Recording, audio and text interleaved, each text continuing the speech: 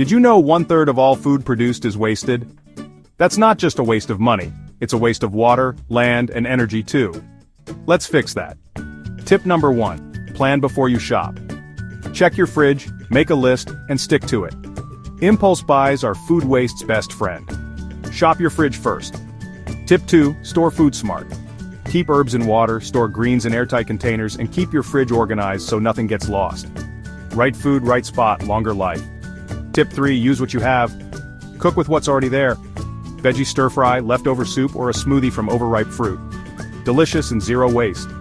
Leftovers equal creative gold. Tip 4. Repurpose scraps. Banana peels, banana bread, veggie peels, homemade broth, citrus skins, DIY natural cleaner. Don't toss it, transform it.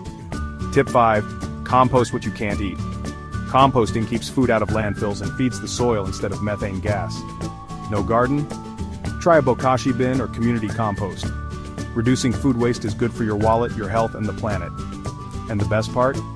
You don't need to be perfect. Every small step matters. Start today. Waste less, live more. Ready to waste less and live smarter? Share this with a friend, comment your favorite tip, and follow EcoWise Living for weekly zero waste wisdom.